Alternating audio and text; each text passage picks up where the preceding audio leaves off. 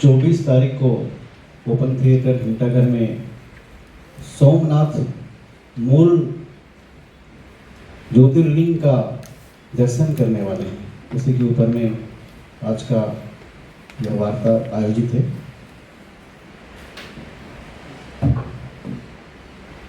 ये ज्योतिर्लिंग हम छत्तीसगढ़ को 10 दिन के लिए मिला है। ये अद्भुत ज्योतिर्लिंग है, जैसा कि उसका इतिहास है। 1000 साल पहले जो हमारे मूल ज्योतिर्लिंग सोमनाथ जी के रूप में था, उसको मोहम्मद गजनवी के द्वारा तोड़ दिया गया था। इतिहास आपको पता है, 18 बार आक्रमण हुआ था सोमनाथ मंदिर के ऊपर में। 17 बार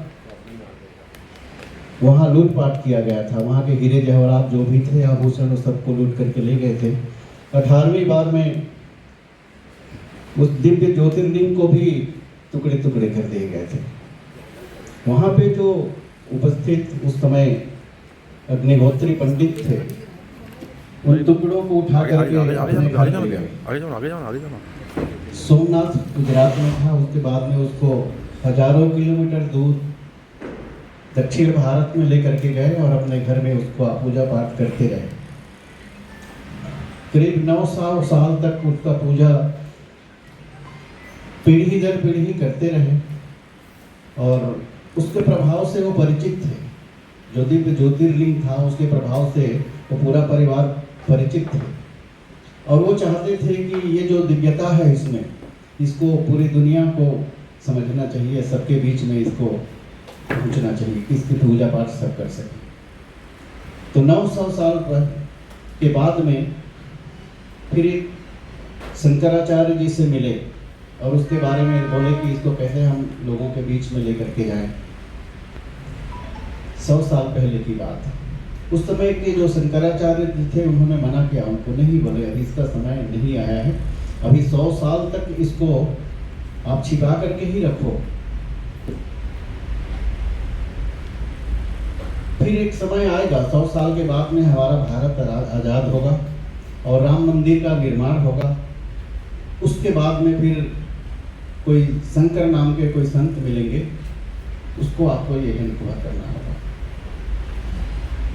उसी के तहत 2024 को ये 100 साल पूरा हुआ और फिर उस समय जो शंकराचार्य जी थे उनसे मिले अब क्या किया जाए। तो बोले हाँ, अब ये यहाँ पर जो कर्नाटक में रविशंकर जी नाम के संत हैं, श्री श्री रविशंकर जी, आर्ट ऑफ लिविंग के संस्थापक, उनको आप इनको हैंड ओवर करें। फिर पिछले महाशिवरात्रि के दिन आश्रम में आकर के उस दिव्य शिवलिंग को समर्पित किए। फिर गुरु जी ने उसका एक वैज्ञानिक शोध किए। उसके बाद में परीक्षण किया गया कि वास्तव में ये है क्या चीज़, इतना प्रभाव इसमें क्यों है। तो जैसा कि वैज्ञानिकों ने उसको शोध करने के बाद में उनको लगा कि ये तो इतना अद्भुत चीज़ है कि ऐसी धातु जो है, ये जो भी है इसके अंदर में, पृथ्वी में कहीं और नहीं। जैसा कि उसमें चुंबकीय गुण है, आप देखे होंगे, वीडियो के माध्यम से देखेंगे, आसपास में 2 शिवलिंग आते हैं तो घूमने लगता है, जैसे एक चुंबक में होता है। तो उसमें चुंबकीय पदार्थ जो है केवल 2% आयरन के हैं, लेकिन उसके केंद्र में है वो चुंबक। कोई भी चुंबकीय पदार्थ होता है, उसके छोर में चुंबकत्व होता है, लेकिन इसमें उसके केंद्र में। तो ये अद्भुत चीज है। फिर गुरु जी ने संकल्प लिया कि इसको हम पूरी दुनिया में दर्शन कराएंगे। तो उसके लिए एक रूपरेखा बना, पूरे भारत में घुमाने का अभी ये आयोजन चल रहा है। हमारे छत्तीसगढ़ को 10 दिन का समय मिला, 20 से लेकर के 30 तारीख तक। तो उसी के तहत 24 तारीख को हमें कोरबा जिले के लिए समय मिला है। हम सभी कार्यकर्ता उसके लिए पूरा प्रयास कर रहे हैं कि हमारे कोरबा जिले के अंतर्गत जो भी सदस्य हैं, सबको इसका लाभ मिले, सब इसका दर्शन लाभ ले सकें। ऐसी एक व्यवस्था वहाँ पे तैयार किया गया है। ओपन थिएटर घंटाघर में खुले मैदान में उसका प्रोग्राम रखा गया है और उसके तहत हम लोग रुद्राभिषेक पूजा का आयोजन रखेंगे। सुमेरु संध्या सत्संग का भी आयोजन होगा, अच्छे अच्छे गायक आकर के उसमें भजन संध्या का एक आयोजन रहेगा और लोग उसको नज़दीक से जाकर के देख सकें, ऐसी एक व्यवस्था का प्रयास किए हैं हम लोग। इसी में हम लोग पूरे नगर के लोगों को आमंत्रित कर रहे हैं, सभी आकर के उसका दर्शन लाभ उठाएं। तो पहला जगदलपुर में पूरा सबको इसको हमको दर्शन कराना है, पूरे भारतवर्ष को। ऐसा हमको गुरु जी से प्रेरणा मिला है, गुरु जी को परम शक्ति से मिला। तो 20 तारीख को जगदलपुर में हुआ, कल रायपुर में हुआ है, 24 तारीख को हमको मिले यहाँ कोरबा में है। तो हर दिन कोई ना कोई बड़े जगह पे ये दर्शन का कार्यक्रम आयोजित किया जा रहा है।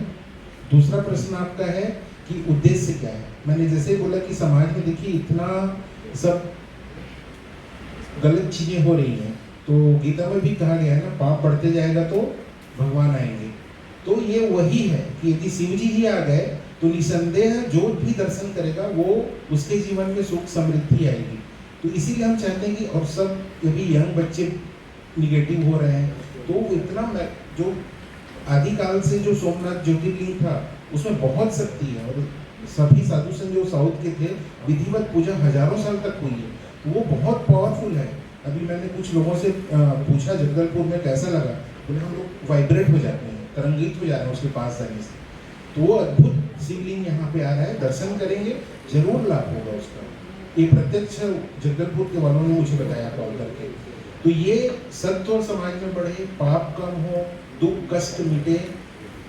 इसके बाद में एक है कि सांस्कृतिक जागरण, कि देखिए हम सबको बता रहे हैं कि हमारे साथ क्या हुआ, मतलब उस सोमनाथ ज्योतिर्लिंग के साथ क्या हुआ, टुकड़े टुकड़े में तोड़ दिया गया। तो भारत एक हो और हमारे साथ थोड़ा सा ये बात बहुत लोग तो नहीं जानते हैं, तो एक सांस्कृतिक जागरण भी होना चाहिए, बट वो सेकेंडरी है।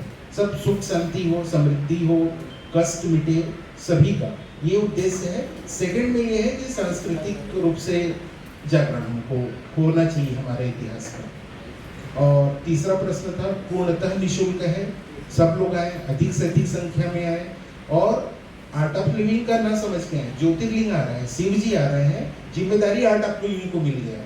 और 1924 में ही शंकराचार्य ने बोला था कि शंकर नाम के संत को लेना है। तो देखिए प्रकृति ने या परमात्मा ने डिसाइड किया हुआ है, ये हमारे सोच से बाहर की बात है। हम कितना भी बुद्धि लगाएंगे तो नहीं जानेंगे कि 1924 में परमाचार्य जी ने कैसे ये जाना कि भारत स्वतंत्र हो जाएगा और राम मंदिर बनेगा 100 साल बाद। 1924 में बोला था और ठीक 2024 में राम मंदिर बना। ये बुद्धि से परे है ये। तो प्रकृति ने, परमात्मा ने श्री श्री रविशंकर जी तक पहुंचाया और वो हम सब तक पहुंचा रहे हैं। तो यही मूल भावना को आप सब भाइयों से, बुद्धिजीवी वर्ग हैं आप लोग, मेरा बहुत स्ट्रांगली बिलीव है इस बात का, तो आप सब लोग तक पहुंचाइए। पूर्णतः निःशुल्क रहेगा, दर्शन करिए, प्रसाद दीजिए, वो जिम्मेदारी बस हमारी है और जन जन तक पहुंचाने की जिम्मेदारी आप लोगों की है, क्योंकि समाज को ऊपर उठाना इस कार्यक्रम का उद्देश्य है, समाज को एक करना इस कार्यक्रम का उद्देश्य है। दर्शन करने की क्या व्यवस्था की है?